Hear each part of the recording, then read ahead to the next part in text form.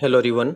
इस वीडियो में हम रीट एग्जाम्स के लिए आरबीएससी 8th क्लास के एसएसटी की चैप्टर वाइज क्वेश्चन की सीरीज को हम आगे बढ़ाते हैं। ये हमारा चैप्टर नंबर 4 है, हिस्ट्री वाले पोर्शन से। इसका नाम है भारत की अर्थव्यवस्था पर अंग्रेजी शासन का प्रभाव। तो सारे क्वेश्चन आपको सेल्फ अटेम्प्ट करने हैं, साथ ही साथ अपनी तैयारी को परखना है। देखिए, कुछ स्टूडेंट ऐसे हैं जो ईमानदारी के साथ इस सीरीज को फॉलो कर रहे हैं, कुछ ऐसे भी हैं जो ईमानदारी के साथ फॉलो नहीं कर रहे हैं। लेकिन मैं विश्वास दिलाता हूँ उन स्टूडेंट को जो ईमानदारी के साथ फॉलो कर रहे हैं, आप रीट एग्जाम में एसएसटी सब्जेक्ट में टॉप रैंकिंग से अपनी सीट को लेंगे। मैं ये दावा इसलिए कर रहा हूँ कि लास्ट बार भी रीट 2018 में सारे क्वेश्चन आरबीएससी के पुस्तकों से पूछे गए थे, जो 6ठी से लगाकर 10वीं तक पुस्तकें चलती है इनमें से, और इस बार भी सारे क्वेश्चन यहीं से बनेंगे। तो आपको इन पुस्तकों को बिल्कुल भी मिस नहीं करना है अगर आप चाहते हैं कि आपका चयन हो रीट एग्जाम में। तो चलिए शुरुआत करते हैं। फर्स्ट क्वेश्चन देखते हैं यहाँ पर। पुर्तगाल के एक नाविक वास्को डी गामा ने समुद्री मार्ग से किस देश की खोज की? अमेरिका, भारत, ब्राजील या फिर अफ्रीका? तो देखिए, इसका जो करेक्ट आंसर होगा वो होगा option number second. Vasco D gamma ने भारत की खोज की थी। कब की? तो ये भी आप ध्यान रखिएगा, 1498 ईस्वी में। वास्को डी गामा कहाँ के थे? तो ये भी आपको ध्यान रखना है, पुर्तगाल के। और कोलंबस ने कहाँ की खोज की थी? तो कोलंबस ने की थी अमेरिका की खोज। मुगल सम्राट फर्रुखसियर ने अंग्रेजी कंपनी को सारे देश में बगैर चुंगी दिए व्यापार करने का फरमान कब दिया? 1705, 1707, 1717, 1757?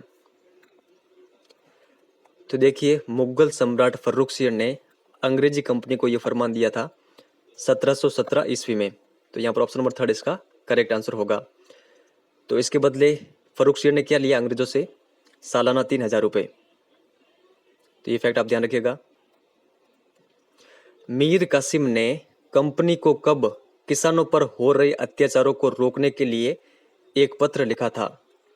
आपके सामने ऑप्शन दे रखे हैं, आप बताइए करेक्ट आंसर क्या होगा। तो देखिए, इसका जो करेक्ट आंसर है, मीर कासिम ने एक पत्र लिखा था ताकि कंपनी जो किसानों के प्रति अत्याचार हो रहे उसको रोके। ये लिखा था इन्होंने 1762 ईस्वी में। तो यहाँ पर ऑप्शन नंबर थर्ड इसका करेक्ट आंसर होगा। संपत्ति के निकास का सबसे पहले विरोध किसने किया था? यानी जो भारत की संपत्ति थी वो अंग्रेज कहाँ पर ले जा रहे थे? इंग्लैंड में। तो इसका विरोध सबसे पहले किसने किया था? तो इसका विरोध किया गया था दादा भाई नौरोजी के द्वारा सर्वप्रथम। तो ये आप ध्यान रखिएगा, ऑप्शन नंबर फर्स्ट इसका करेक्ट आंसर होगा। अंग्रेजों के द्वारा भारतीय उद्योग नष्ट करने से पूर्व बंगाल से लगभग कितने किस्म का कपड़ा बनकर यूरोप के बाजारों में जाता था? तो आप बताइए यहाँ पर करेक्ट आंसर क्या होगा। 70, 80, 90 या फिर 95? तो देखिए, 90 किस्म का कपड़ा यूरोप जाता था। ये आपको ध्यान रखना है, ऑप्शन नंबर थर्ड इसका करेक्ट आंसर होगा। आगे चलते हैं। भारत के विकसित अर्थतंत्र के पतन का प्रमुख कारण है मालगुजारी, संपत्ति का निकास, औद्योगिकरण को नष्ट करना या फिर अत्यधिक कर? तो देखिए, भारत के विकसित अर्थतंत्र के पतन का जो प्रमुख कारण होगा वो होगा ऑप्शन नंबर सेकंड, संपत्ति का निकास। ये आपको ध्यान रखना है। आगे देखते हैं यहाँ पर।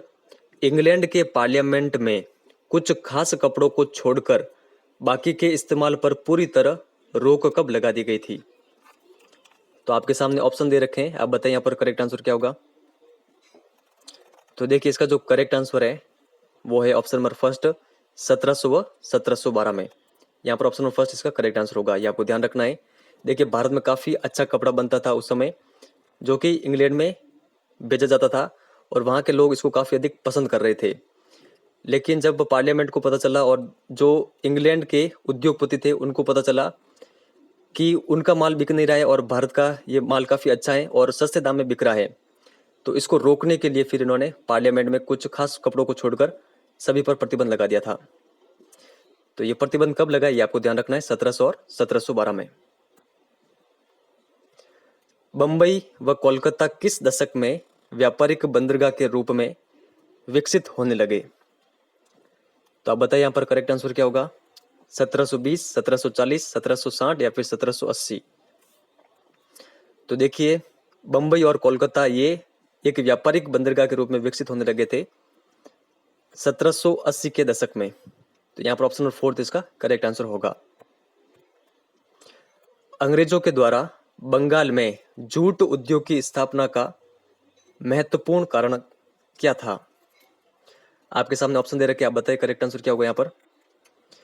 तो देखिए, अंग्रेजों का जो महत्वपूर्ण कारण था जूट उद्योग की स्थापना बंगाल में, वो था औद्योगिकरण विरुद्ध नीति। ये आप ध्यान रखिएगा, ऑप्शन फर्स्ट इसका करेक्ट आंसर होगा। और ये भी आपको ध्यान रखना है कि अंग्रेजों ने कहां पर जूट उद्योग की स्थापना की, तो बंगाल में। आगे चलते हैं। अंग्रेजों के द्वारा किसानों को लूटने का सीधा तरीका था प्रत्यक्ष लूटमार, मालगुजारी, संपत्ति का निकास या फिर अत्यधिक कर। तो देखिए यहाँ पर करेक्ट आंसर होगा, जो किसानों को लूटने का सीधा तरीका था वो था मालगुजारी। ऑप्शन नंबर सेकंड यहाँ पर करेक्ट आंसर होगा। आगे चलते हैं। मछलीपट्टनम बंदरगाह कहां पर स्थित है?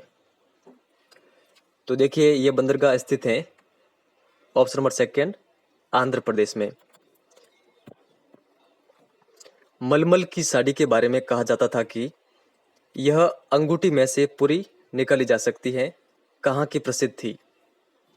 भीलवाड़ा, ढाका, नजीराबाद या फिर बिहार। तो देखिए, मलमल की साड़ी ये प्रसिद्ध थी ढाका की। तो यहाँ पर ऑप्शन नंबर सेकंड हमारा करेक्ट आंसर होगा।